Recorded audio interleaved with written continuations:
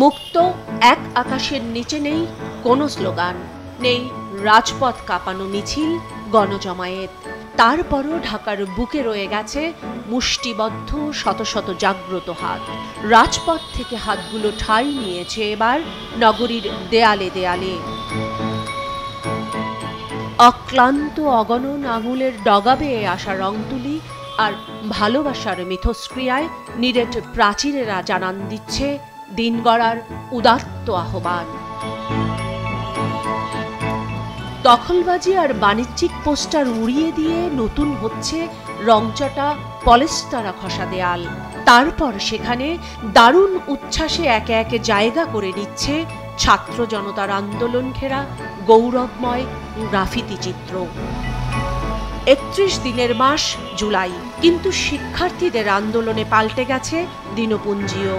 Graffiti শিল্পীরা জুলাইকে চিহ্নিত করেছেন টানা 36 দিনের বিপ্লবী ঘটনা প্রবাহে, যা রচনা করেছে নব ইতিহাস। আমরা দেয়ালে তাকালে দেখতে পাচ্ছি আমাদের ক্ষতিগুলোর কথা, আমাদের দুর্দিনের কথা, আমাদের স্বাধীনতার কথা আমাদের মনে পড়ছে। আজকের যে গ্রাফিতি আপনারা দেখছেন সারা বাংলাদেশের সবগুলো দেয়াল জুড়ে, এটা কেবল হচ্ছে এই বিজয়কে কেন্দ্র করে এখানেই শেষ না। এটা হচ্ছে আমরা যে অসাম্প্রদায়িক শান্তকামী এক বাংলাদেশের স্বপ্ন দেখি, ওই বাংলাদেশের প্রতিচ্ছবি হচ্ছে আমাদের প্রতিটি কথায় কথায় প্রতিটি দেয়ালে ফুটে উঠছে। সাহস আর সংগ্রামের আলোক বর্তিকা হয়ে গ্রাফিতির ক্যানভাসে ভাস্বর কল্পনা চাকমা থেকে রক্তাক্ত আবু সাইদ, মীর মুগ্ধরা।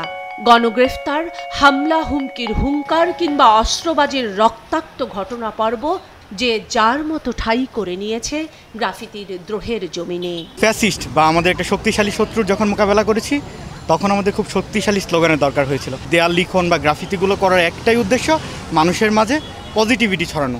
এই পজিটিভিটিটাকে সে অন্তরে ধারণ করে সে দেশ গঠনে সচেষ্ট হবে এবং নিজের জায়গা থেকে সচেতন হবে। 250-টিরও বেশি ডিজাইন অপশন নিয়ে ওয়ালটন স্মার্ট ফ্রিজ, বোঝে আপনার প্রয়োজন। নিতান্ত ইতিহাস কথন নয়, দেশ গড়ার স্লোগানে আছে হুঁশিয়ারিও, আছে আপামর নাগরিকের প্রতি সচেতন হওয়ার ডাক। সবাই অকথ্য ভাষায় অনেক কিছু বলে গেছে।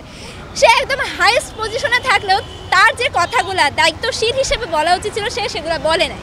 আমরা সেগুলো ভাঙতে চাই। গ্রাফিটির থ্রুতে আমরা আন্দোলনে কি হয়েছে এবং আমাদের সামনে কি করা উচিত, বিভিন্ন জায়গায় বিভিন্ন রকমের গ্রাফিটি করে সেই মেসেজটা আমরা দিতে চাচ্ছি। তবে এর মধ্যেই সম্প্রীতির বাংলাদেশের প্রতিচ্ছবি যে শিল্প, তাতেও আঘাত হেনেছে দুর্বৃত্তরা।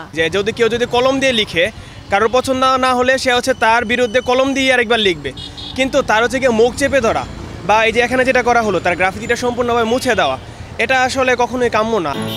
প্রথম জেনজি বিপ্লবের মাস হিসেবে জুলাই যেমন স্মরণীয় হবে, তেমনি ইতিহাসে জায়গা করে নেবে এই নবজাগরণের গ্রাফিতি শিল্প।